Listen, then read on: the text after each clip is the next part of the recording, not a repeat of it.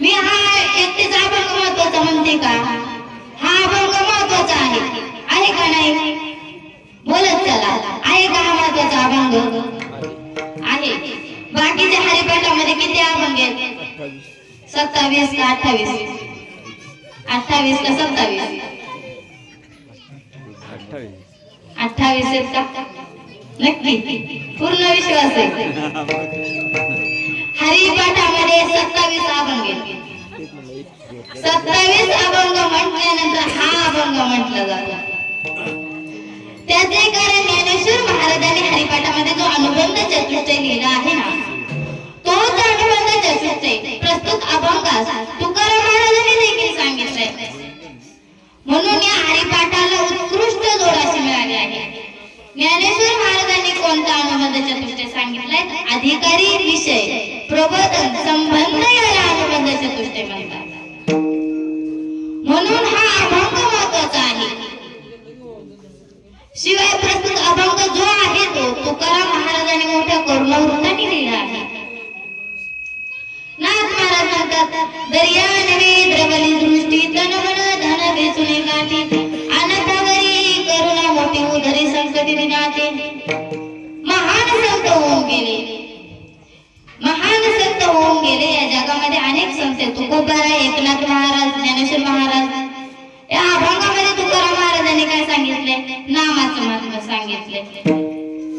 वैराग्याचे बळ जर नसेल तर त्या पुरुषांना आत्मलाभ प्राप्त होत नाही. अशा विषयासक्त जीवाची तुकाराम महाराजांना दया उत्पन्न झाली. कारण तुकाराम महाराज होते आणि साधू आणि वैद्य होते का नाही? त्यांनी लोकांकरता औषध शोधून काढले. परंतु लोकांना औषध कसं पाहिजे? गोड, आयते, सतत, मोफत, न मागता घरी आणून दिलेले सटकून. असं कोणी मागल का? घरी आणून कोणी द्यायला मोकळे का? कोणीच नाही. दवाखान्यात या, तुम्हाला उपचार पाहिजे, तुम्ही दवाखान्यात या. काही इंजेक्शन गोळ्या औषध असतील तर तुम्ही घेऊ, तुम्ही या न्यायला. मी येऊ शकतो का तुमच्याकडे? नाही. त्यांना कसं पाहिजे? गोड, आयत, सतत, मोफत, न मागता घरी आणून द्यायचं. परत असं राहतंय. म्हणून आम्हाला संस्थेमध्ये हरिभक्त पारायण गुरुवर येत आहे. मला सांगायचं की अण्णासाहेब पटवर्धन महर्षी हे गोड नदीचे दादा असायचे. ते दयावंत वैद्य होऊन गेले. ते रोगाच्या घरी जाऊन मोफत औषध, याला खरे वैद्य म्हणतात. परंतु जर आपण एखाद्या डॉक्टरकडे गेलो, आपण म्हंटल आज मला लय सर्दी झाली, मला सर्दीच्या गोळ्या दे. डॉक्टर सर्दीच्या गोळ्या देतो. आपण घरी येतो, एकच गोळी खातो, परत त्या गोळीला टाकून देतो का नाही टाकून? परत त्या गोळीकडे आपण डोकून बघत नाही. परत दुसऱ्या दिवशी डॉक्टर कडे माझी सर्दीच कमी नाही झाली असं म्हणतो. सर्दी कमी नाही झाली, तू आधी त्या गोळ्या रेग्युलर घेतल्या का? नाही, एकच घेतली. म्हटलं आता बरं वाटलं म्हणून दिली टाकून. एकच घेतली. मग तू सगळ्या गोळ्या का नाही घेतल्या? मग तुझी सर्दी बरोबर थांबली असती. ती म्हणती एकच गोळी घेतली, मला वाटलं बरी झाली का काय म्हणून मी दिल्या टाकून. पण ती म्हणते जाऊ द्यायच्या का काय, मला आता फरक नाही पडणार. ती दुसऱ्या डॉक्टरकडे जाते, मोठ्या हॉस्पिटलला जाते. तिथे म्हणते मला येणार 2-4 दिवस झालं, मागच्या वेळेसला गेले होते इथल्या शेजारी दवाखाना होता, तिथे गेले होते, पण तिथं काही फरकच नाही पडला. म्हणून मोठ्या डॉक्टर तुमच्याकडे आले, तुम्ही तरी काहीतरी गोळ्या औषध इलाज द्या मला. मग त्याने गोळ्या देतो, सर्दीच्या गोळ्या देतो, बाकीच्या असतील त्या गोळ्या देतो. ही परत येते घरी, एकच गोळी खाते, परत त्या टाकून देते. असं चालणार आहे का? नाही. मग तुम्ही ज्या गोळ्या दिल्या आहेत डॉक्टरने त्या रेग्युलर चालू ठेवल्या पाहिजेत का? आपल्याला कोणी औषध रिकाम आणून द्यायला मोकळे का कोणी? नाही. मग तू कोपारे म्हणतात हे खरे वैद्य आहेत, परंतु आपण जर आदिकाली वैद्यांकडे पाहिले तर त्यांचे निराळेच आहे. औषध देतात पण गुणाच्या नावाने मात्र शून्य. म्हणून एक सुभाषित जर अशा वैद्यांना नमस्कार करतात, हे वैद्य राजा तुला नमस्कार करतो, कारण आपण यमाचेच बंधू आहात. यम फक्त प्राणानेच हरण करतो, आपण मात्र तिथे प्राणाचे हरण करतात. गुण न आल्यामुळे रोगी वाचतही नाही, शिवाय त्याच्या धनाचे हरण करतात. अर्थात यमराजावरही आपली कडी आहे. तो तुकोबरे म्हणतात रोग जाणे करता गोड औषध द्यावे लागते. देखी रोगाते दिनावे औषध तरी द्यावे परिते तुर्च व्हावे मधुर जैसे. याचे कारण साधूची दया फार मोठी असते. म्हणून म्हणतात येतो हिताचा कळवळा पडते हाती म्हणून काळा. मनुष्य जन्म मिळाला ना, मनुष्याचा जन्म कसा आहे, आपण जर म्हटलो ना आपलं मन आता कीर्तनात येते. आपण जर म्हटलो आता आपल्याला कुठेतरी जायचंय, आपलं मन लगेच जाणार आहे, जाते की नाही. आपलं मन आहे, मन इतकं चपळ आहे, इतकं चंचल आहे ना, त्याला जायला आणि यायला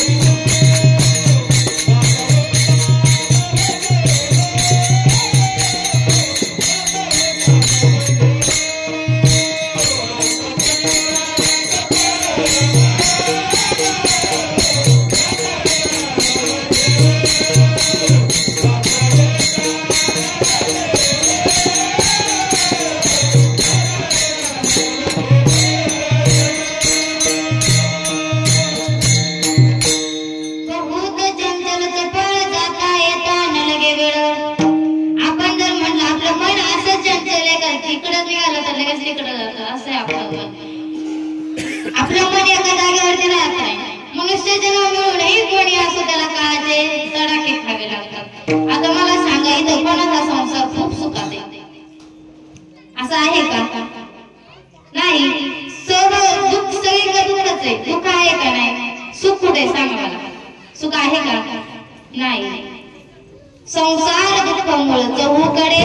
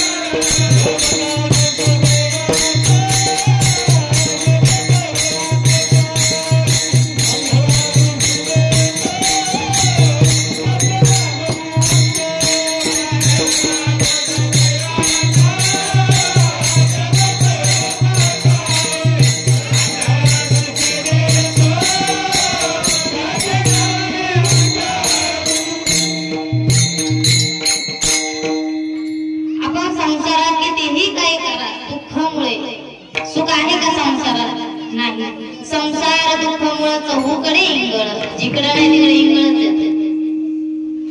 संसारात सुख नाही, कुठे सुख नाही, सगळीकडे दुःखच आहे. आपण जर म्हटलं आता तुम्हाला तास वाटते काढला झोपा आल्या आता कोणाला झोपा आल्या बघा. एखादा आरुड्याचे एक गमत सांगते. गमत एक दारुडा होता, त्याची पार्टी होती. आज आता म्हणतात नाही का हे 31 पुढच्या वर्षी.